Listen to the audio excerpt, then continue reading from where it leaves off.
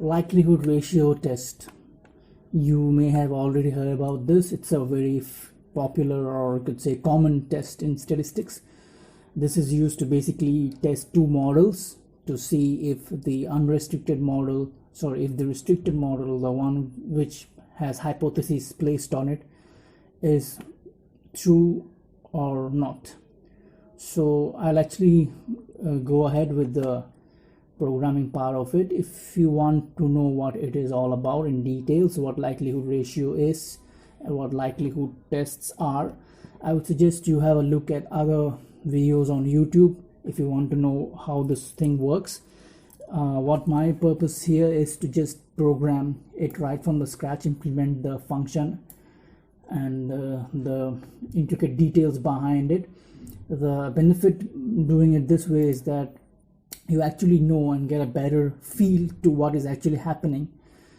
Of course, you could always use the LR test function on R, but that would not actually allow you to know what's happening behind the scenes. That would just have like a black box and you won't actually know what's going on behind. So if you want to know about details, have a look at the other videos, because right now if I go on to explain what's a likelihood ratio and what's a likelihood, then well, I would not do justice to it, because there are plenty of better lectures already out there.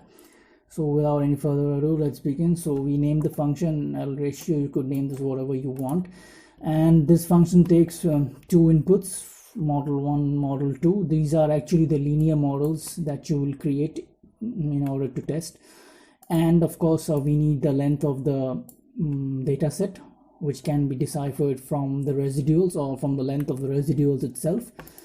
And then we calculate the likelihood of the first model and the likelihood of the second model. Now these are the formulas, and where they come from, what they mean, you could obviously, as I've mentioned earlier, check it out on other YouTube videos. So this is basically the formula that we use to find out the likelihood.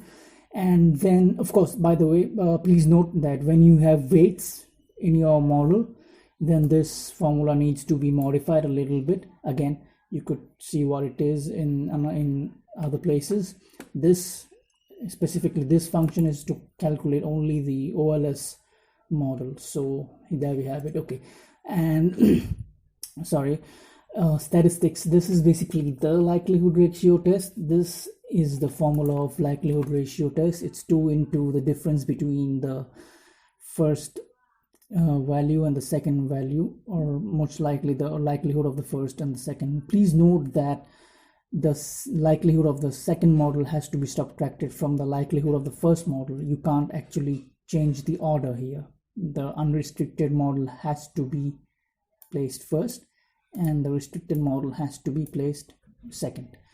And this is the p-value. Now what p-value does, I would actually explain this using an example, because that would be more clear or clearer.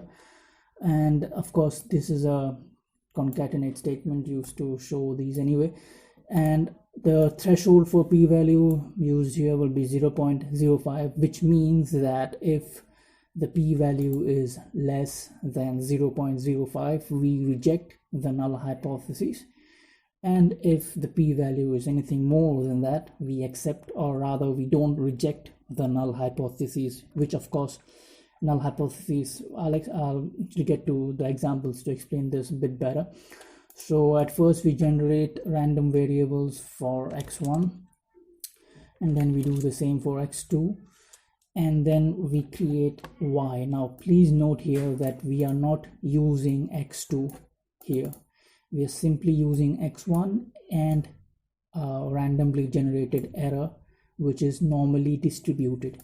We are not using x2. So we create y, and now we make a model where we use x2. This, as you know, is redundant because we did not use x2 while creating this y. Nevertheless, for the sake of testing the hypothesis, we will add it to the linear model. Now this model right here has been created with the redundant x2. Now you can see already that the coefficient of x2 is pretty close to 0. which means that x2 is not really necessary, it's redundant and has no statistical significance to the model. However, to test this hypothesis that x2 is not statistically significant, we shall run our function here. So we make another model. This time we don't include x2, and so we run this and we get mod 2. And now we do this LR ratio. Let me just put it above so that you understand the sequence of things. Yeah, so LR ratio test for mod 1 and mod 2. Mod 1, by the way, is the unrestricted model which has the redundancy, and mod 2 is the restricted model which doesn't have the redundancy. So we run the LR ratio. Once again I didn't just run this function, sorry for that. And now we can go for it. Yeah, so you can see null hypothesis is not rejected here. What does this mean? See, the null hypothesis that we were testing is that b2 is 0. b2 is 0 means that the value with which we factor x2 is 0, and anything multiplied to 0 is 0. So essentially what this null hypothesis says is that x2 is 0. In other words, x2 is not significant and it's not necessary.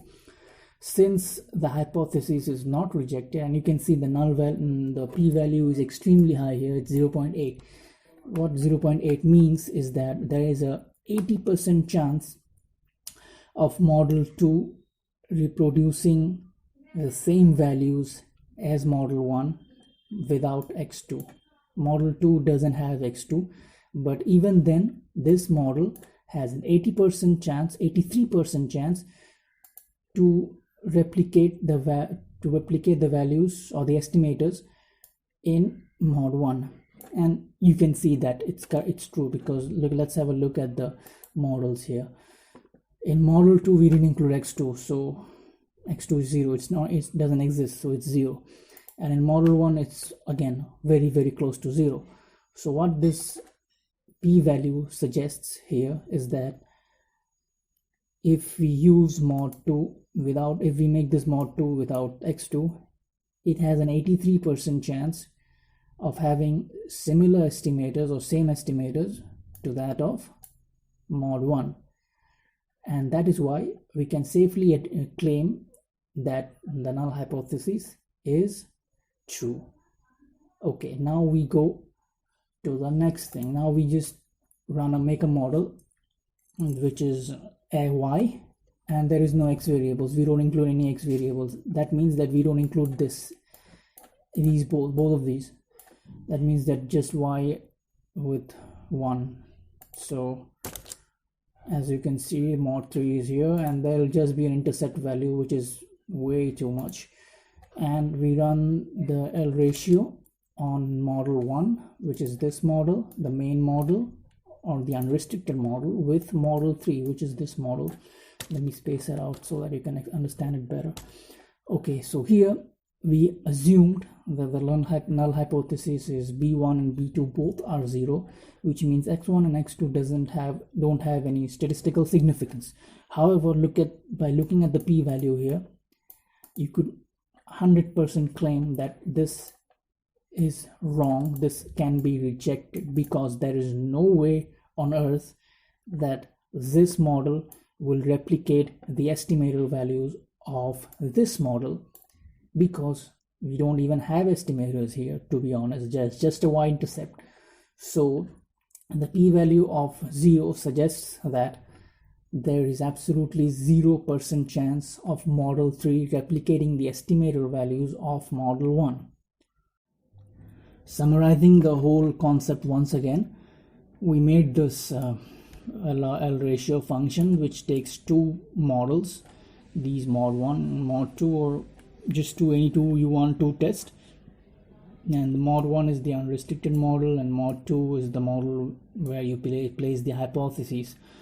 Now you need to know the length of the model, and then this is the formula that calculates the likelihood itself, and you can replicate this formula for the second model and just replace the values of the residuals. and then the likelihood ratio test formula is 2 into the difference between the likelihood of the two models. Now you have to note here that the first model comes first. The restricted model is subtracted from the unrestricted model, so please make sure that you place the unrestricted model first and then the restricted model is subtracted from it. And then the p-value is, I've explained a little earlier what it is.